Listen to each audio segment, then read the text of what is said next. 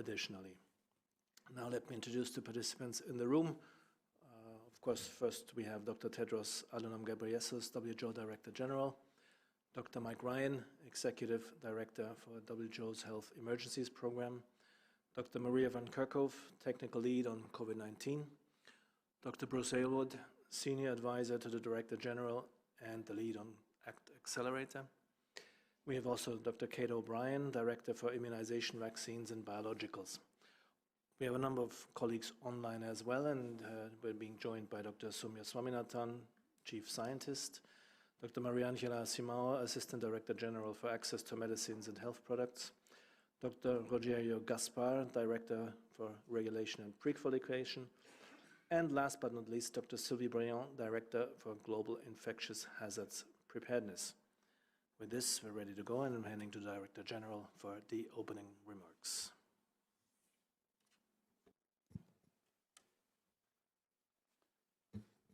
Thank you, Christian. Good morning, good afternoon, and good evening. Last week, more than 15 million new cases of COVID-19 were reported to WHO from around the world. By far, the most cases reported in a single week. And we know this is an underestimate.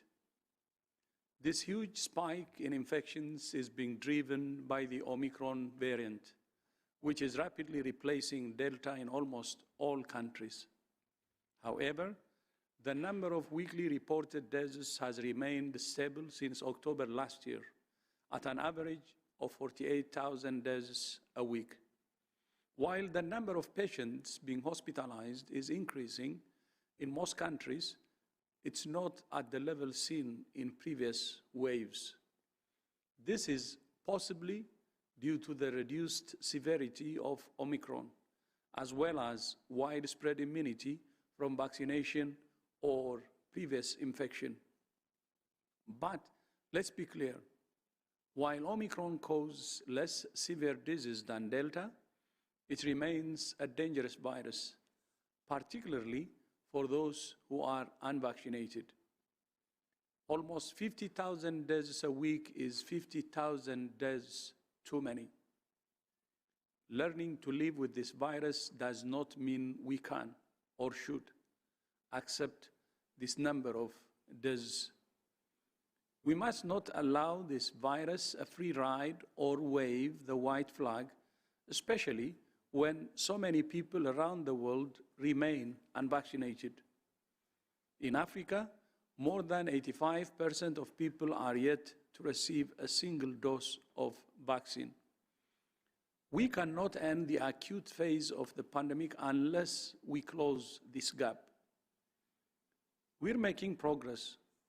In December, COVAX shipped more than double the number of doses it shipped in November, and in the coming days, we expect COVAX to ship its 1 billionth vaccine dose. Some of the supply constraints we faced last year are now starting to ease, but we still have a long way to go to reach our target of vaccinating 70% of the population of every country by the middle of this year. 90 countries have still not reached the 40% target, and 36 of those countries have vaccinated less than 10% of their populations. WHO and our partners are actively supporting these countries to overcome the bottlenecks they face in leadership and coordination, lack of supply visibility, short shelf life of donated vaccines, limited cold chain capacity, vaccine confidence, health worker shortage, and competing priorities. WHO is also paying careful attention to the impact of Omicron on vaccines. In September last year, WHO established the Technical Advisory Group on COVID-19 Vaccine Composition, or TACOVAC, a group of experts to review the implications of variants of concern on the composition of vaccines. Yesterday, TACOVAC emphasized the urgent need for broader access to the vaccines we have and that further vaccines are needed that have a greater impact on preventing infection and transmission. Until such vaccines are developed, the composition of current COVID-19 vaccines may need to be updated to ensure they continue to provide WHO-recommended levels of protection against infection and disease.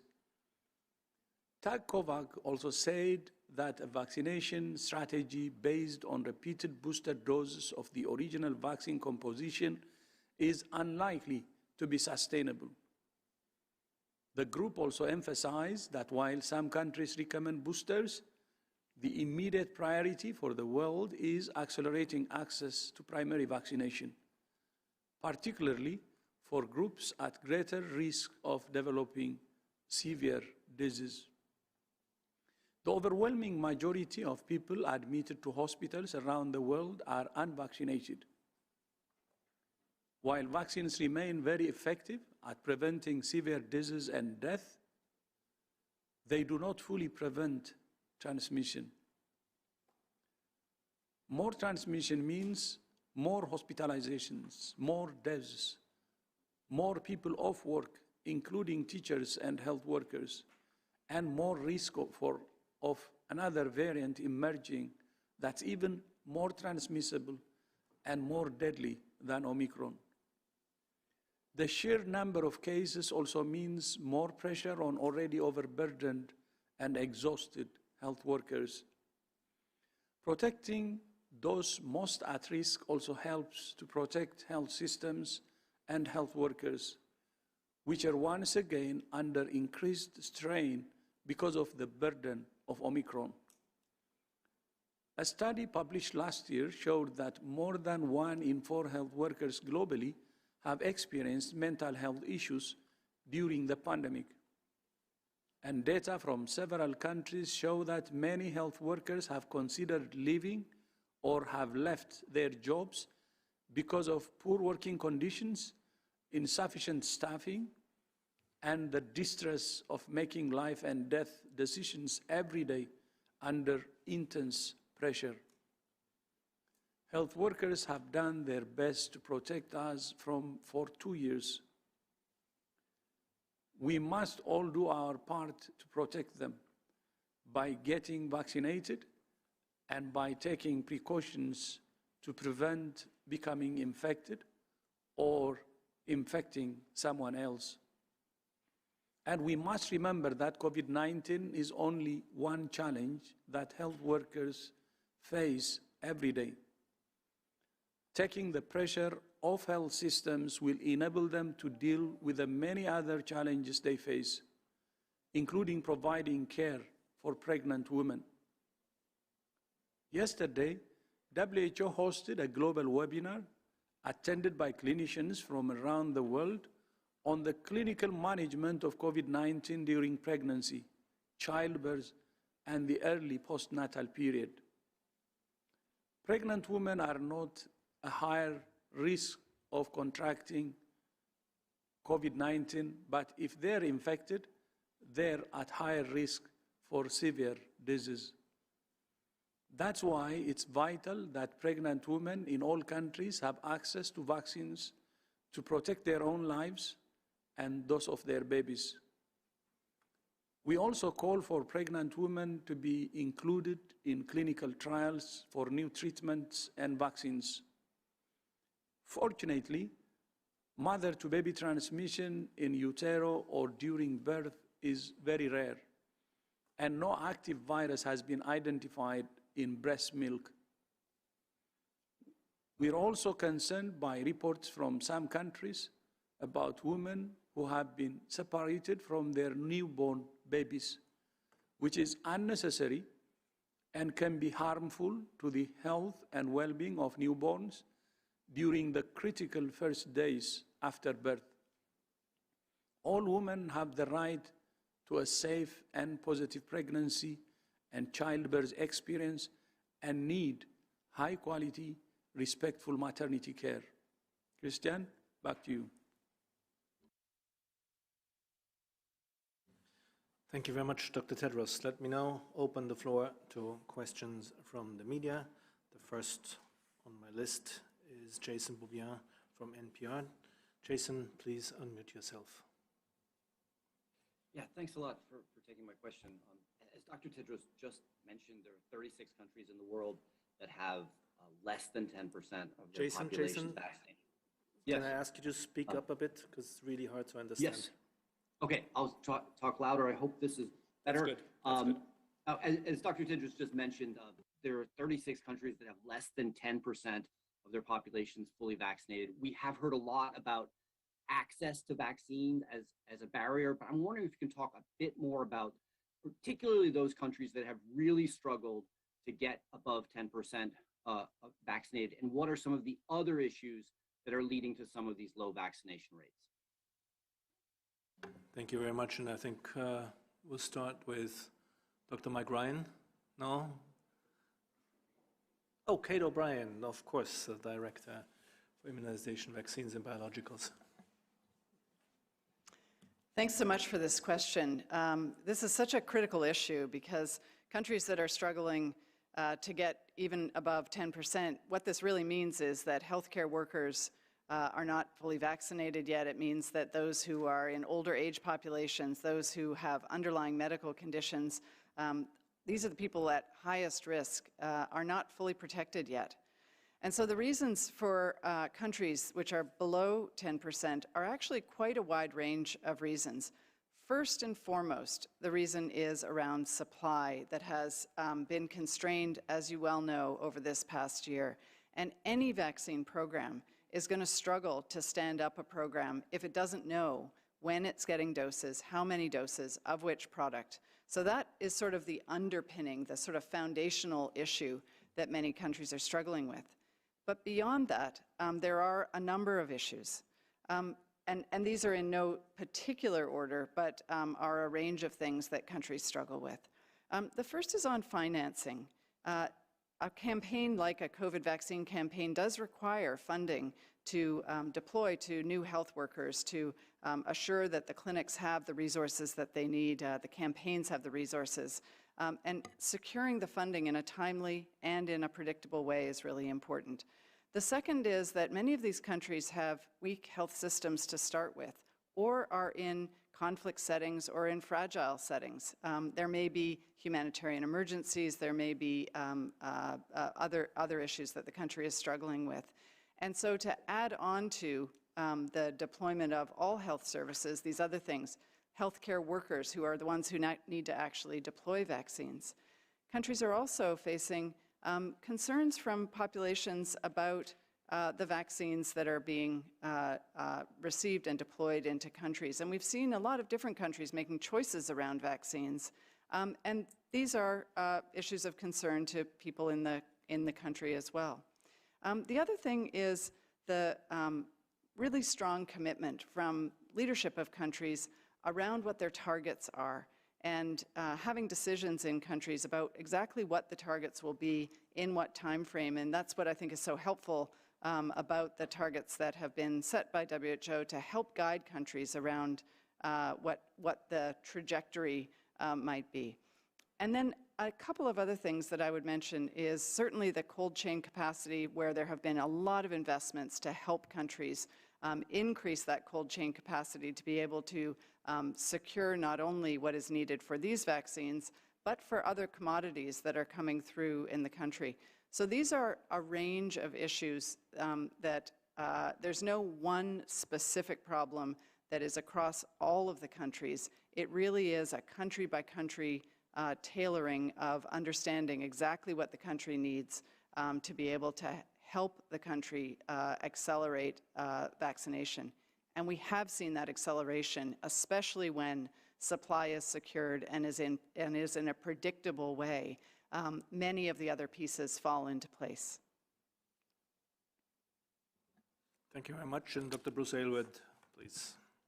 Thank you very much, Christian. And Jason, thanks for this really important question, because there's a dangerous narrative emerging in many high-income and high-coverage countries about the low vaccination rates in some lower-income countries or countries with weak immunization or health systems.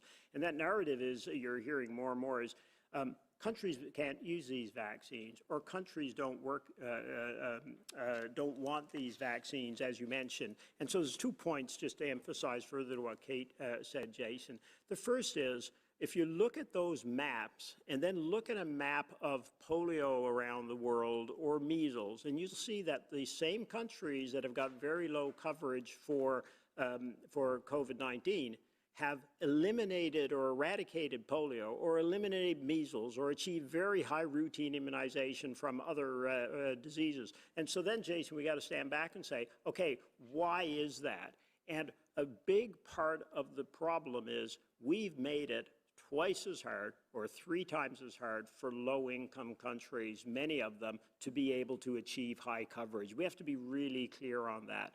Well, we did not share vaccines for 6 months, 7 months, 8 months. What we did share was a lot of misinformation, a lot of bad practice, a lot of problems. So as we are starting to get vaccines, and huge recognition of the work of COVAX, as the Director General mentioned, that the organizations working together will have shipped nearly 1 billion doses, 980 million doses as of today. So watch that number. But that demonstrates COVAX can deliver and deliver at scale and get vaccines to these countries. But the challenge we have now is it's very late, and these countries have a much more difficult problem because they're dealing with the challenges around information. They've not had the investments always in the financing side, as Kate said, and then they've also had the problems associated with some of the donated products.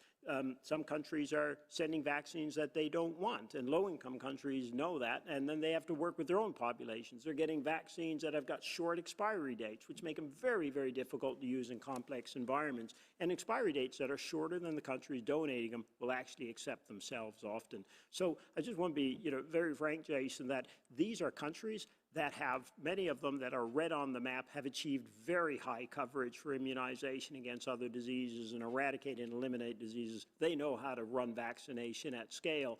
It's really tough environment they're operating in right now. How do we fix that? Number one, we have to provide full support, the financing for the delivery, the information support, the right products, the right timeframes. There's so much we can do because these countries know how to get to their populations. They know how to turn on the machinery. They know how to get people vaccinated. They have a fantastic track record, most of them. Thank you very much, both. Next question goes to Jamil Shad from O Estado de Sao Paulo. Jamil, please unmute yourself. Yes, hello to everyone. My question, if you allow, Christian, will be in Portuguese because I have to read a statement by President Bolsonaro on Omicron. Is that okay if I do it in Portuguese?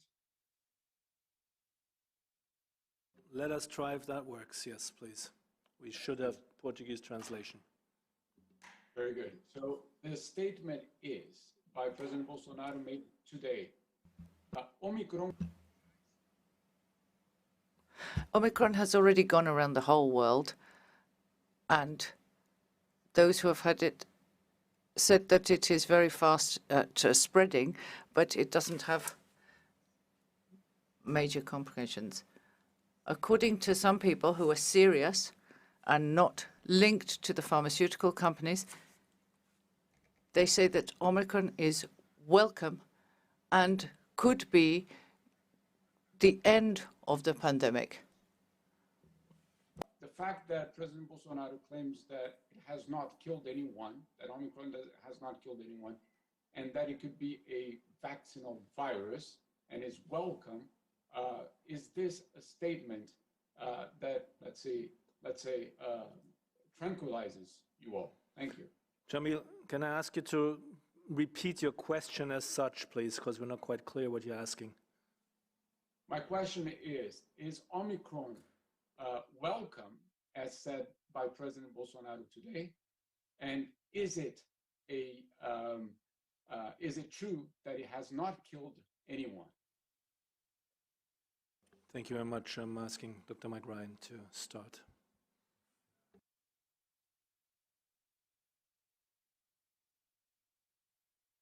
Sorry, thank you. No, I'm not aware of any such statements, but I think the Director General was clear in his remarks that while Omicron may be less severe as an individual virus infection in an individual, that this does not mean this is a mild disease. And there are many, many people around the world as we speak in hospital, in ICUs, on ventilators, gasping for their breath, on oxygen, who would obviously be very clear that this is not a mild disease. It is a vaccine preventable disease. It is a disease that can be prevented by taking, to a great extent, by taking strong personal precautions to avoid infection, getting vaccinated, and there are things we can do about it. And I think it's very, very important that we remember that it's still in our hands. Maria says this a lot, the Director General says this a lot. There's much we can do, and this is not the time to give up. This is not the time to give in. This is not the time to declare that this is a welcome virus. No virus is welcome that kills people, and especially when that's, to a great extent, that mortality and that suffering is preventable through the appropriate use of vaccinations. So I'm not aware of the specific comments made by any individual on this, but I will point you to the comments made by the Director General in his speech. Thank you very much, Dr. Ryan. We'll move to the next, and that's Bayram Altuk from Anadolu News Agency. Bayram, please unmute yourself. Thank you, Christian, for taking my question.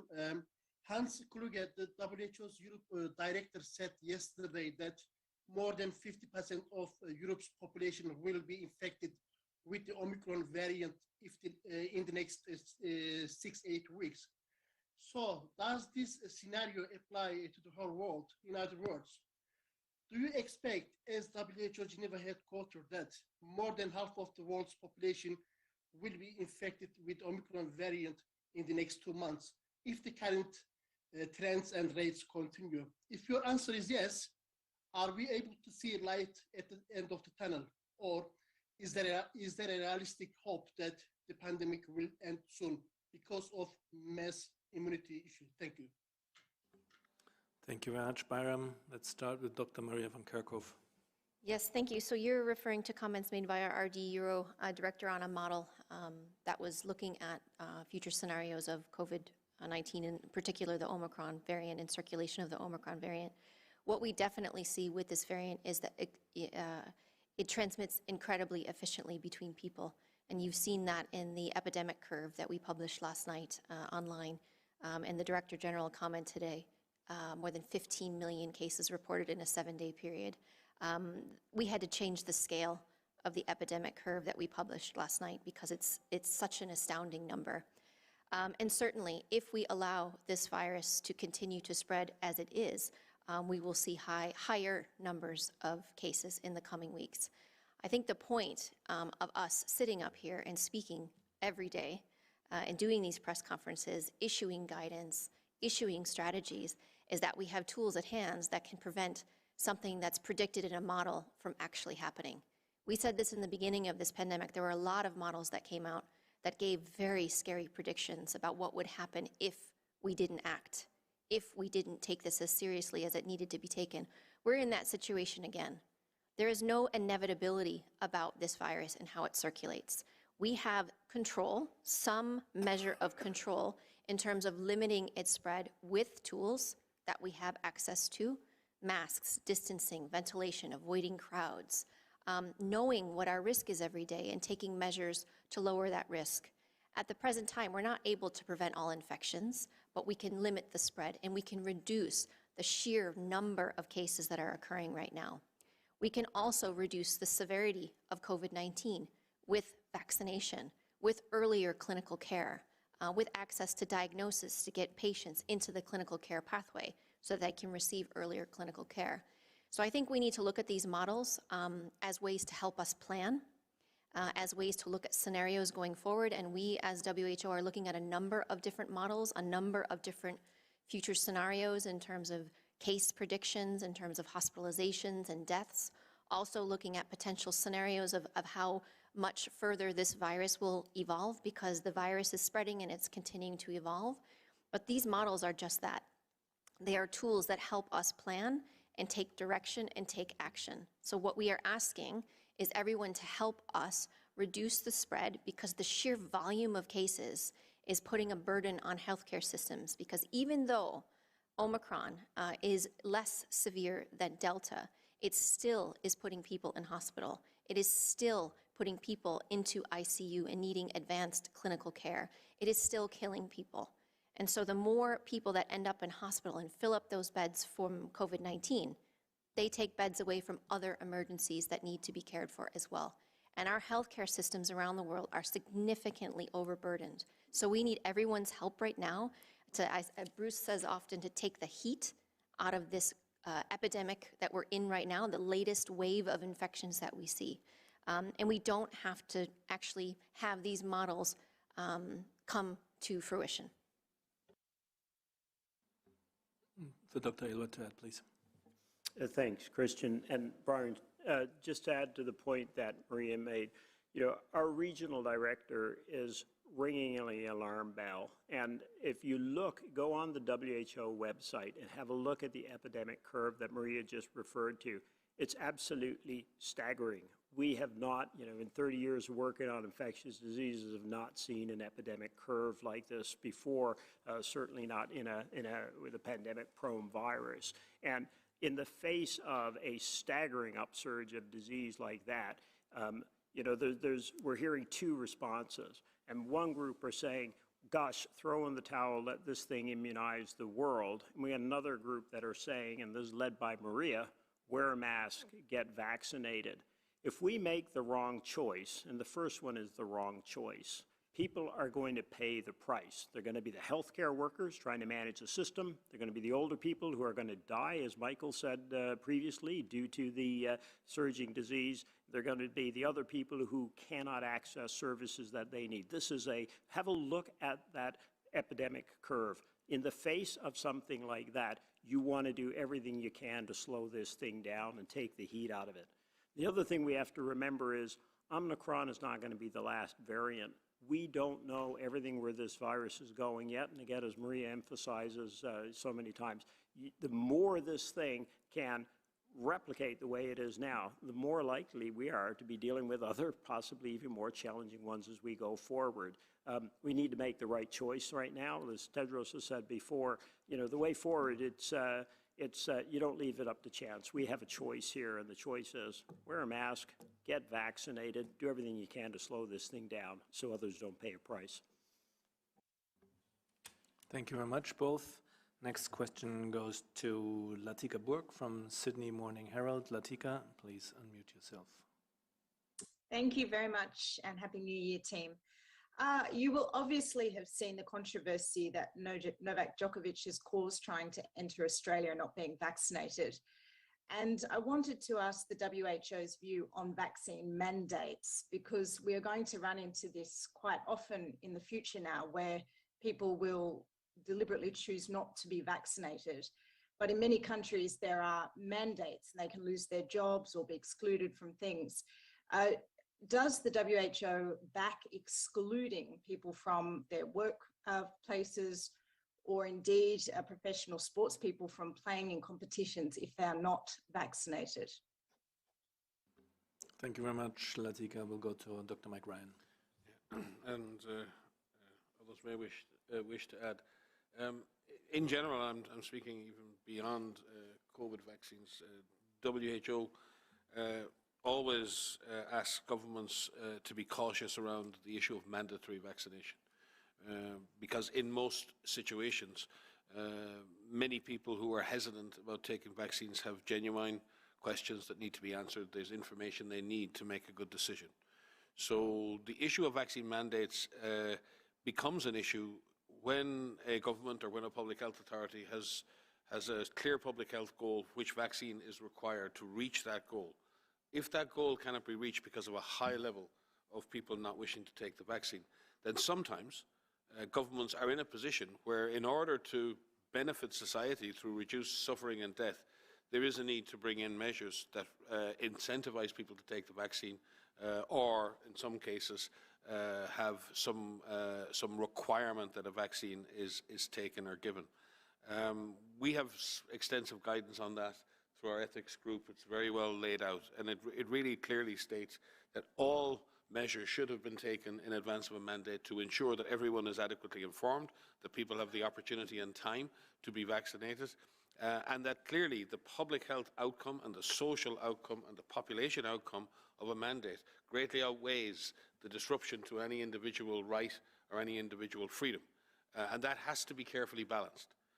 So, yes, there are circumstances in which vaccine mandates are supported by WHO, but it again is subject to the basic principle that the best way to get people vaccinated is to inform them, to educate, to have a dialogue and address people's genuine concerns when it comes to information and knowledge about vaccination, especially for them, their families, their children, their parents and community.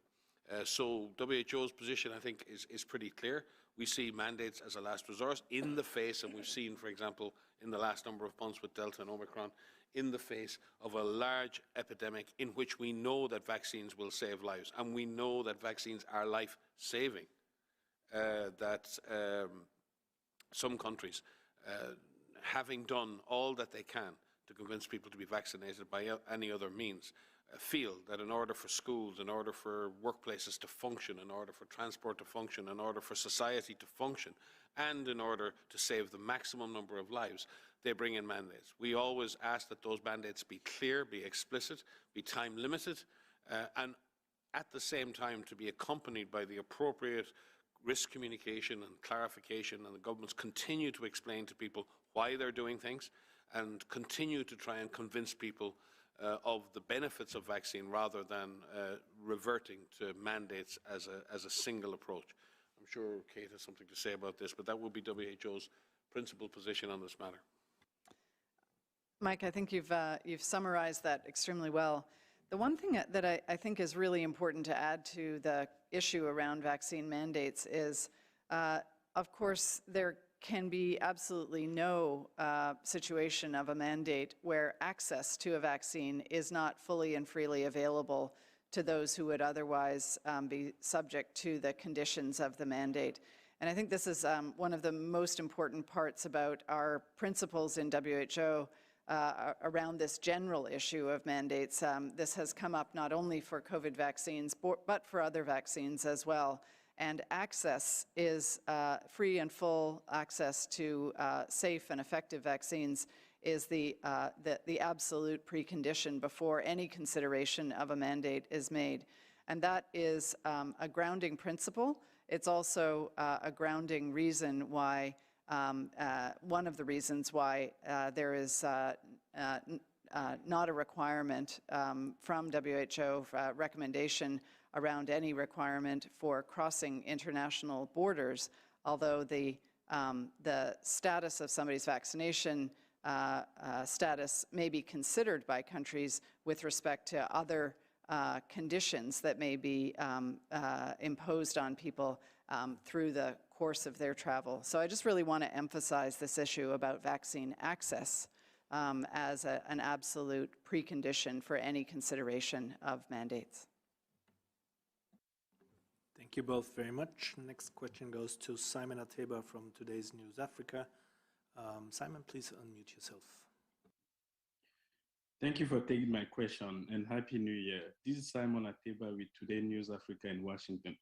Last week, Dr. Tedros talked about the catastrophic humanitarian situation in Tigray and elsewhere in Ethiopia. On Monday, President Biden spoke by phone with Prime Minister Abiy Ahmed at the same time that the government there was bombing women and children in Tigray. I was just wondering if you could give us an update, especially since more bombs are dropping in Tigray. Does the WHO have access? Is there any other way that you can reach the people suffering there, dying? Thank you. Thank you very much, Simon. And we'll go to I can Dr. begin. McGrath. Tedros may supplement. I think Dr. Tedros' statement at the last press conference was very clear. The situation hasn't changed since then. If anything, the situation has got worse. So the simple answer to your question, Simon, and Happy New Year to you, is no. Our access has not improved.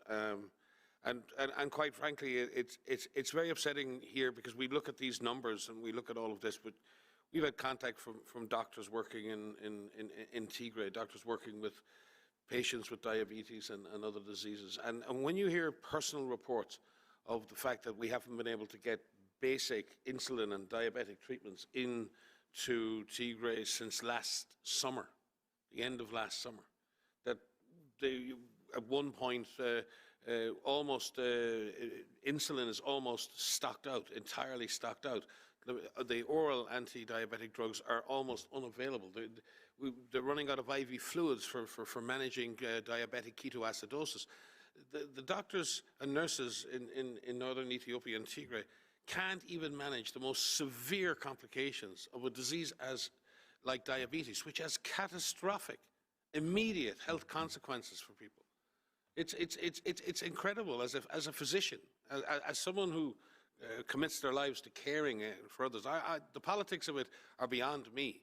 The issue is that there are people, real, people living in a situation, whatever the cause of that situation, who have no access to the very basic life-saving interventions that we in the West, that we sitting here in Geneva would expect immediately, instantly, if we were to fall ill or sick. And from my perspective, this is an insult to our humanity, to allow a situation like this to continue, to allow no access, zero access. Dr. Tedros said in a speech at the last press conference that access is the lifeblood, the starting point for humanitarian intervention. And we simply do not have that access. Access for our staff, access to the field, getting basic medical supplies in there. So it's truly important that all parties involved in this find a solution to allow humanitarian workers, doctors and nurses, to do their job, which is to treat patients and save lives. And simply, again, Simon, to be very clear, no, the situation is not getting any better since Dr. Tedros spoke before. It's getting worse.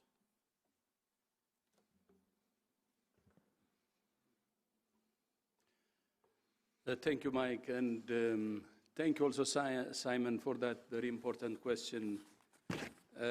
As Mike said, the situation hasn't improved.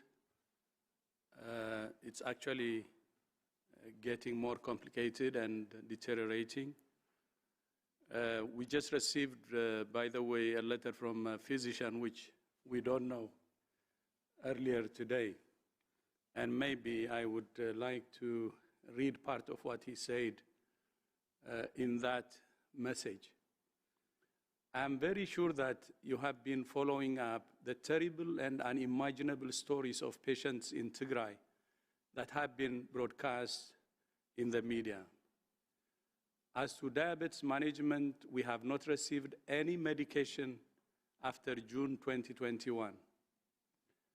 We have so far been using the stock we had before,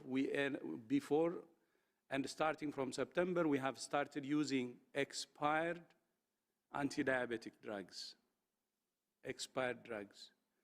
And our treatment has recently focused on preventing acute complications. We have stopped being concerned about good glycemic control and preventing chronic complications.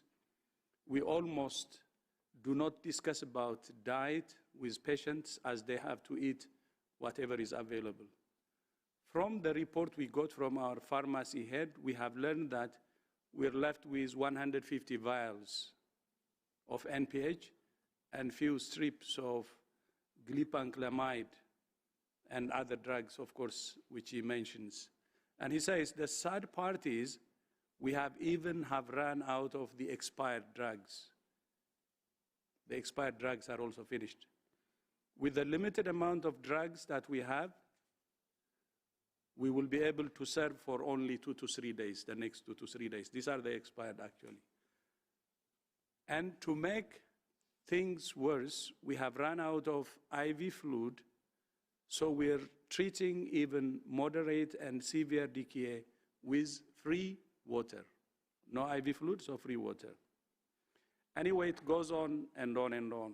I think I don't want to take your time reading all the message, but you can see from this physician how desperate the situation is. Imagine because you don't have IV fluid and you're using tap water.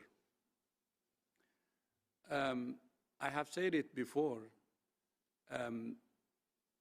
you know, Tigray, the region, which is a region, Tigray regional state in Ethiopia, with a population of 7 million people. Its population is, by the way, almost equivalent to Norway and Estonia combined. And this region has been under siege for more than a year. Imagine a complete blockade of 7 million people for more than a year, and there is no food, there is no medication, no medicine, no electricity, no telecom, no media, nobody can report.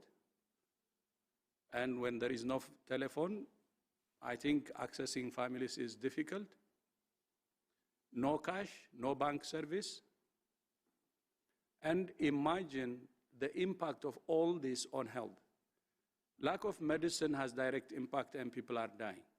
But lack of food also kills. And on top of that, daily drone attacks is killing people. I think 3 days ago, more than 50 were killed, civilians, including children. And yesterday, more than 17 were killed. This is a daily event. And people are living under constant fear. And you can imagine how that impacts also the health of people, mental health. And when drugs are not available, having all these wounded civilians, you can imagine where they can get the support or treatment they can. From our side, we have been trying, from WHO side, trying to have access to send drugs to Tigray and the other affected areas by the conflict, Afar and Amhara regions. We were permitted to send medicines to Afar region and Amhara region, while we were not allowed to send to Tigray region. We have approached the Prime Minister's office, we have approached the Foreign Ministry, we have approached all relevant sectors, but no permission. So there is a blatant measure which has been taken, that's blockade and siege for more than a year, 7 million people, and since especially July, no medication was allowed from WHO, none whatsoever. One thing we know is measles vaccines from UNICEF a few weeks ago, but I don't think measles vaccines would do anything. That's why I said last week in our presser, this has to stop. Humanitarian access, even in conflict, is the basis, the basics.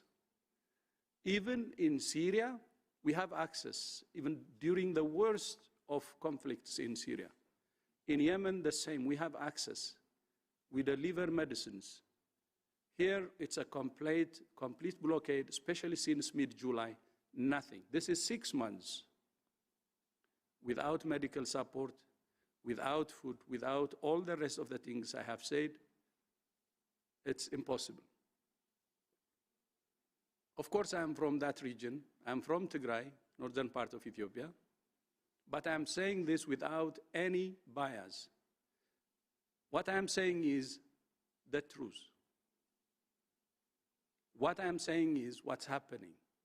What I'm saying is the situation is serious. Nowhere in the world you would find a crisis like what you see in the northern part of Ethiopia, especially in Tigray. None.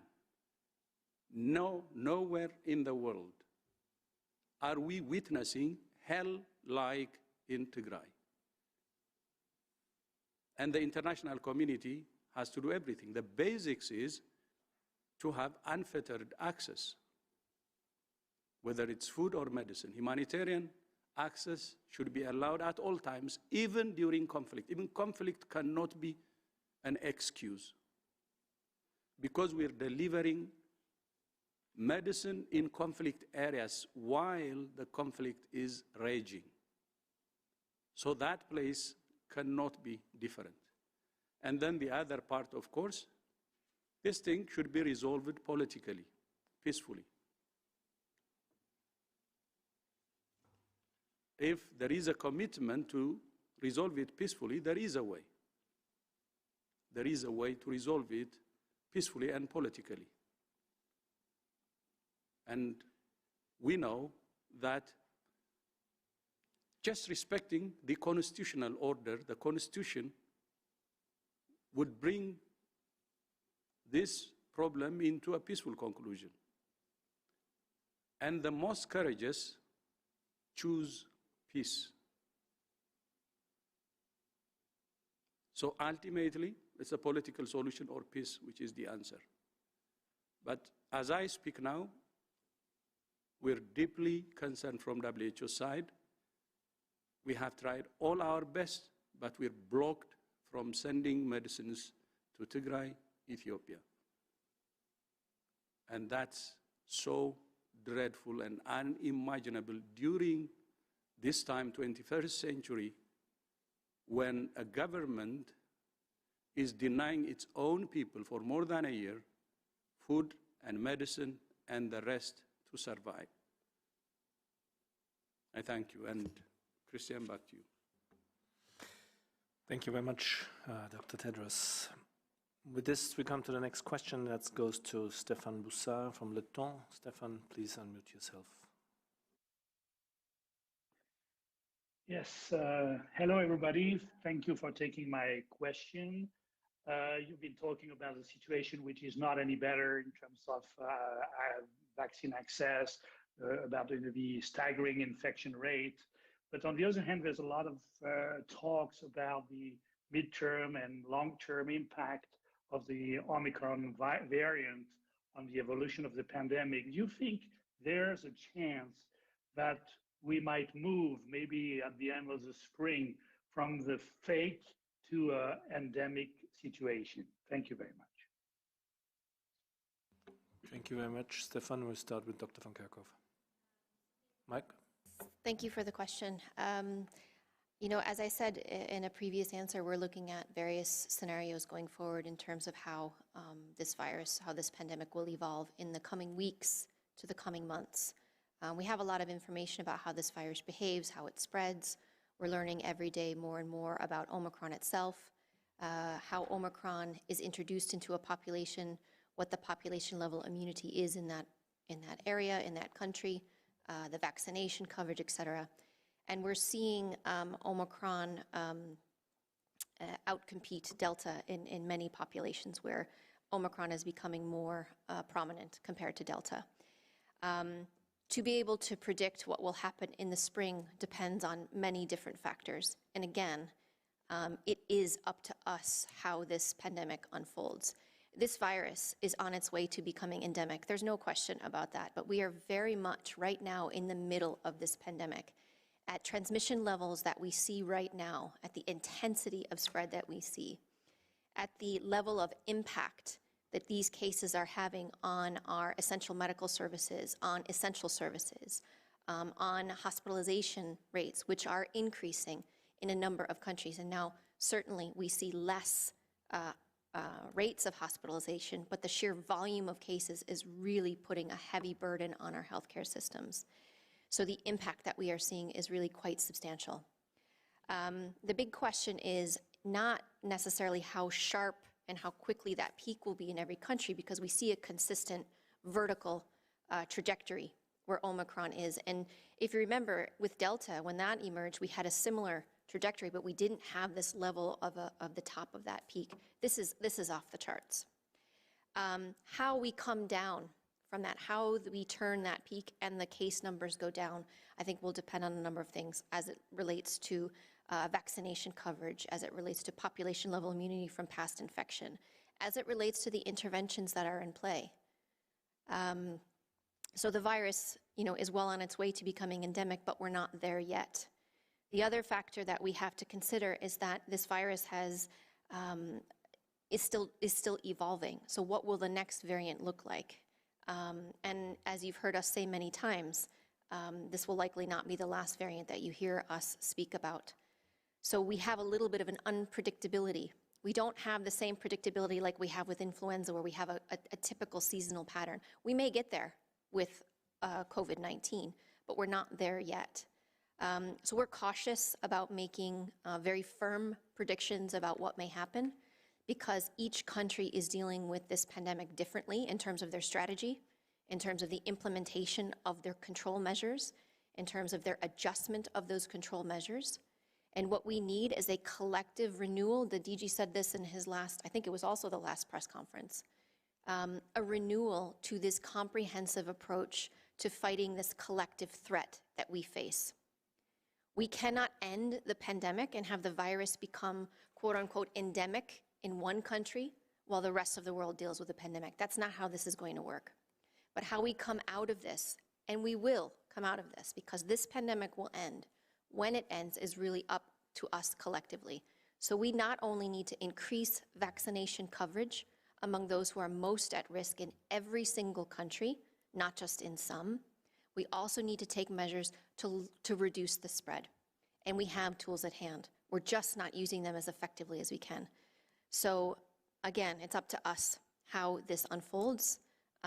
We look at various scenarios going forward in terms of what we expect. We expect, number one, that the virus will continue to evolve and become more fit, more or less severe. We will have to see what happens as this virus evolves. Second, we expect to see outbreaks among unvaccinated individuals, among people who are not well protected. We expect, as population increases, as population mixing increases, and as other respiratory pathogens are circulating, like influenza, for example, we expect that there will be concurrent outbreaks of other diseases because people are mixing. So we have to plan for that and ensure that our surveillance is integrated for respiratory disease surveillance. And we expect that we can reduce severe disease and death by using vaccination, but also by improving clinical care, getting people into that clinical care pathway. How that actually unfolds depends on how we use the interventions at hand. So there's a lot at play. It's very dynamic, but it's up to us. Thank you very much, Dr. Van Kerkhove. Looking at the time, it looks like we made it to the hour. Thank you again very much, everybody, for joining today. Apologies for the initial hiccup with the list of codes.